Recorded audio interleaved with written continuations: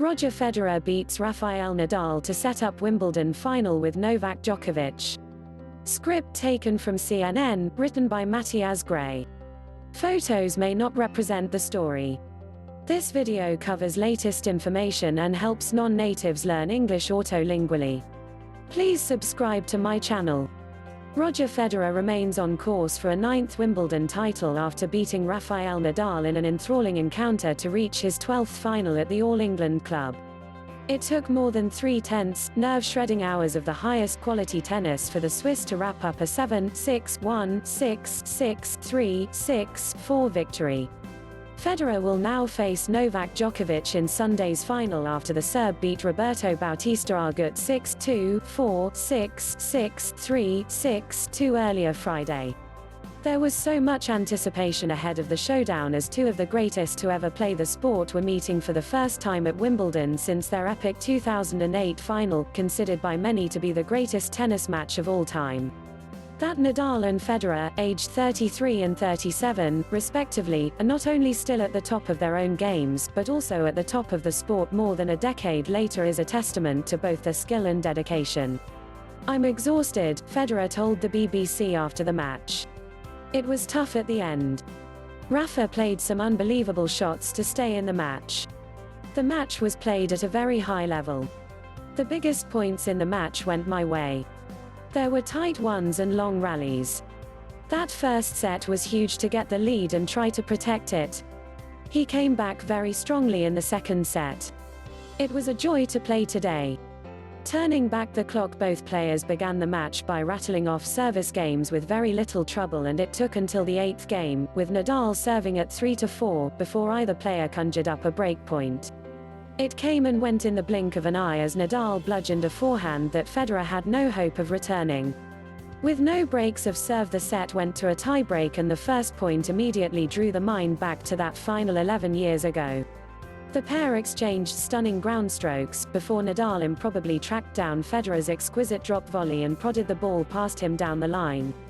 But, just as he did twice back in 2008, Federer came from behind to take the tiebreak, playing 4 points of unanswerable quality to take the first set. While the first set was a tight, tense affair, the second was anything but. Both men were made to save break points in their opening service games, and while Nadal held his concentration, Federer lost his. The Swiss shots became wild and loose, unable to withstand Nadal's relentless power. 2 breaks of serve followed and the set quickly ran away from Federer, with Nadal wrapping it up with a straightforward hold to love. With both players in the twilight of their illustrious careers, neither know how many more opportunities like these they will have to get into Grand Slam finals. At the start of the third set, Federer and Nadal began to play the tennis their great rivalry has become known for over the years and both players would have been proud of in their prime. Nadal's shots seemed to have more bite to them, and Federer all of a sudden had an extra spring in his step. It was Federer who elevated his game to another level, breaking Nadal's serve and then going on to save 2 break points on his own the following game. It was to be the turning point in the set, and Federer knew it. Usually so calm and collected on court, he let out a loud "come on" and pumped his fist in the direction of his box. He held serve on 2 more occasions to edge ahead in what was quickly becoming another special evening on Wimbledon's centre court.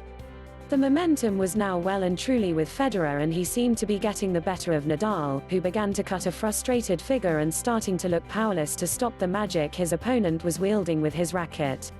An early break of serve in the 4th set compounded the Spaniard's misery, and from there Federer never once looked like relinquishing the lead.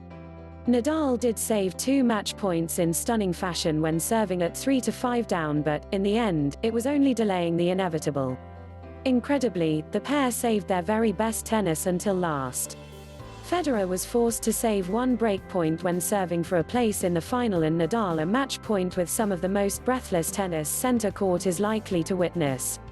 When Nadal hit the decisive backhand long past the baseline, the crowd rose to their feet and gave the 2 players a raucous standing ovation that went on for several minutes. It might not have been 2008, but at times it wasn't far off. Djokovic dumps Bautista Agut. Defending champion Djokovic recovered from a second set wobble against Bautista Agut as he targets a 5th Wimbledon title and 16th Grand Slam overall.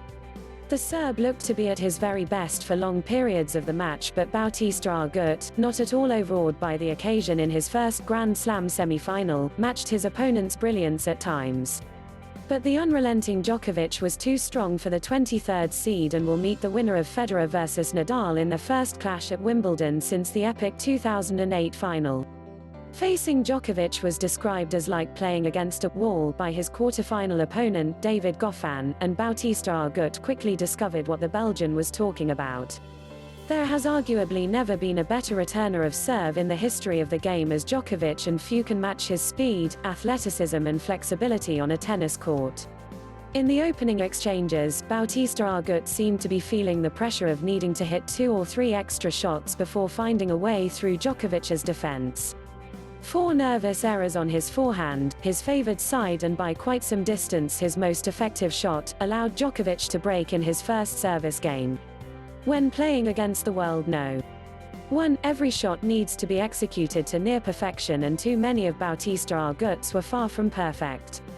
Forehands were too short or too wide, and attempted drop shots were sitting up nicely for Djokovic in the middle of the court. In the blink of eye, the Spaniard was 2 breaks of serve down, and after 35 minutes the first set belonged to Djokovic. Second set shock, it felt as though this semi-final would flash past Bautista Agut before he would even have the chance to start playing, but as Djokovic's level dropped at the start of the second set, the Spaniard pounced. Perhaps the tennis gods were smiling down on Bautista Agut, too, as a string broke on Djokovic's racket when serving at 15-30 to gift his opponent 2 break points. Bautista Agut capitalized and, despite squandering 2 more break points in Djokovic's next service game, held firm and saw out the remainder of the set in confident fashion to level the match. By the time the third set was well underway, signs of frustration were beginning to creep into Djokovic's demeanor. After a lazy volley at 2-2, he mistakenly let Bautista Agut's forehand sail past him and looked back to see it land well inside the baseline. Djokovic shrugged his shoulders and raised his arms, glaring in the direction of his supporters' box. But what makes Djokovic such a nightmare for opponents is his ability to raise his game when it matters. Just a game later he broke Bautista Agut to make it 4-2 with an emphatic overhead smash and pumped his fist into the air. Djokovic was forced to save 2 straight break points in his next service game, the second coming with the 45th shot of a brutally long rally, by far the longest of the match, crunching a stunning backhand down the line. He held serve 2 points later and let out a bellowing, cathartic roar that reverberated around center court. That, you felt, was that. With the third set on a knife edge, Djokovic came out on top and Bautista Agut looked deflated. The Serb raced into a 5-1 lead in the fourth, before eventually booking his place in Sunday's showpiece final with his third match point. Thanks for watching.